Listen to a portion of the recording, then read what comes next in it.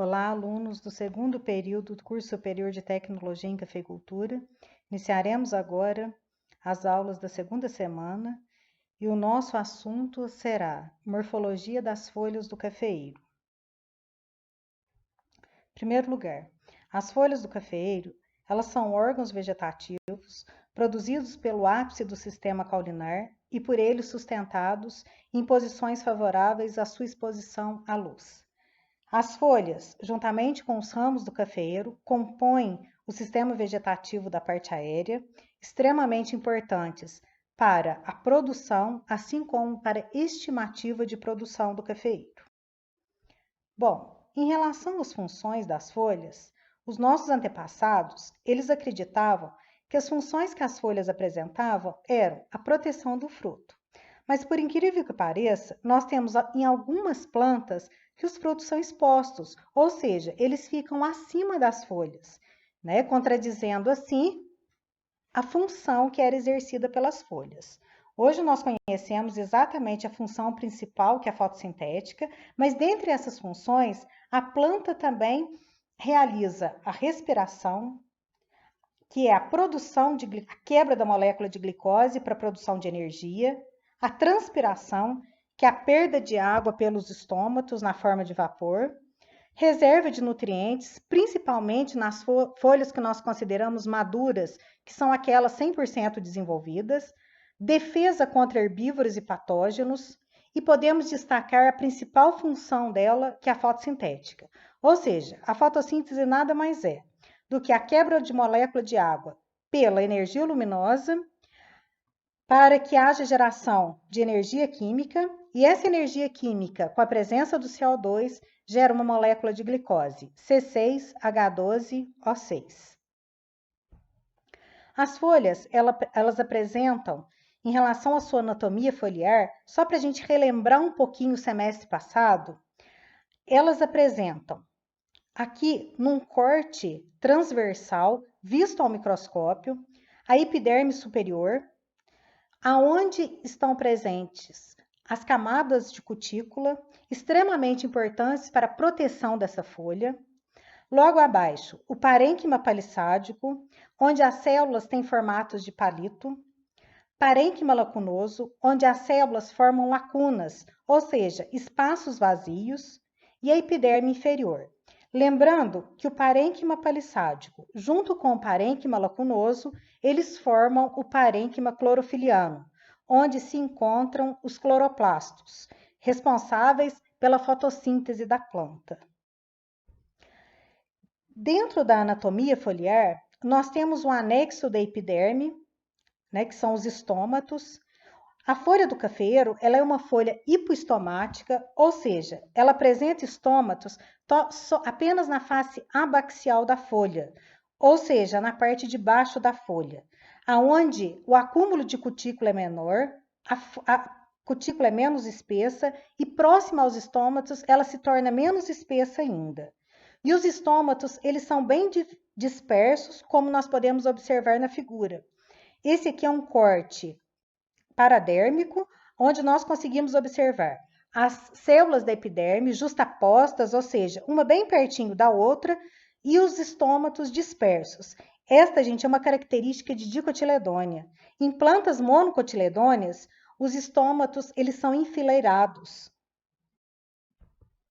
Uma prova disso é que quando nós trabalhamos com a ferrugem do cafeeiro, principal doença que ataca as principais cultivares plantadas no Brasil, a ferrugem é causada por um fungo, Hemileia vastatrix, e esse fungo é oportunista.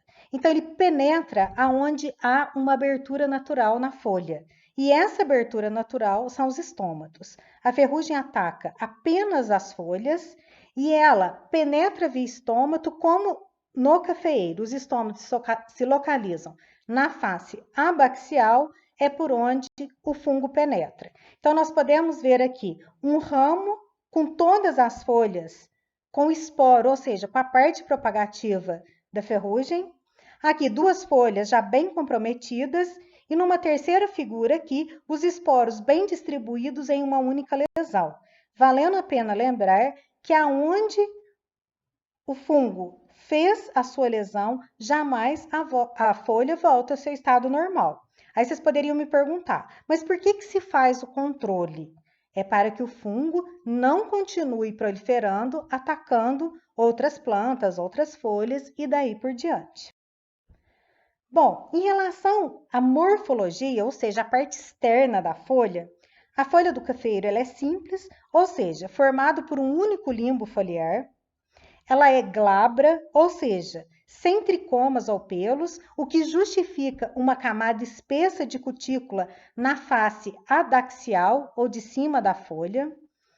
A folha ela é considerada elíptica. O que significa isso? Ela apresenta o comprimento da folha 2 vezes maior do que a sua largura, como pode ser observada nessa folha. Essa aqui é uma cultivar catucaí, né?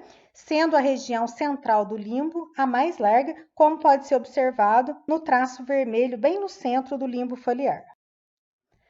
As folhas, elas são brilhantes na face superior, como nós já vimos, por causa do acúmulo de cutícula. E o que é a cutícula? Ela é cutina mais cera. Qual que é a função da cera? Proteção. Então, quer dizer, ela protege contra perda de água, radiação excessiva, acúmulo de água, né? E na parte inferior da folha, ela já é sem brilho. Por quê? Porque a camada de cutícula é bem menor. O número de folhas, em média, varia de 2 a 19 por axila foliar, ou seja, as folhas se desenvolvem abaixo do limbo da folha, por isso que nós chamamos de axila foliar. As folhas sempre são opostas umas às outras, né, formando um espiral no ramo plagiotrópico e que apresenta um pecíolo bem curto. Lembrando que anatomicamente o pecíolo tem característica de caule e não de folha. E as folhas do cafeeiro, elas se apresentam muito diferentes dependendo de como elas são cultivadas, em sistema sombreado ou sistema a pleno sol. Em um sistema a pleno sol, as folhas apresentam uma menor área foliar, como pode ser observada na figura B, e as folhas do cafeeiro cultivados com porcentagem de sombreamento, aproximadamente 50%, elas apresentam uma maior área foliar. O porquê disso? Quanto maior a área foliar, maior é a superfície de contato, ela consegue absorver mais luz. Ou seja, em café sombreado, a folha precisa expandir a sua área foliar para tentar captar o máximo possível de radiação solar. No caso da folha pleno sol, não. Ela já está exposta à radiação solar em 100%. Por isso que o limbo foliar ele é menor. Em compensação, as folhas do cafeeiro que são cultivadas a pleno sol, elas apresentam uma maior espessura. O que significa isso? O parênquima clorofiliano, palissádico e lacunoso, eles são mais desenvolvidos, onde os cloroplastos são em maior número porque a taxa fotossintética é maior. Ou seja, esse cafeeiro está recebendo 100% de luminosidade. Em compensação, as folhas do cafeeiro cultivado com uma porcentagem de sombreamento, 50% geralmente, ela é maior, mas tem uma espessura menor, aonde o parênquima clorofiliano é menos desenvolvido. Ou seja, tem menos radiação, 50%, menos cloroplasto, menor taxa fotossintética. Tranquilo, gente? Vocês entenderam? Gente, muito obrigada. Esta semana, quarta-feira, nós teremos uma webconferência das 19 às 20h50 e na quinta-feira, neste mesmo horário. Bom estudo para vocês e muito obrigada pela atenção de todos.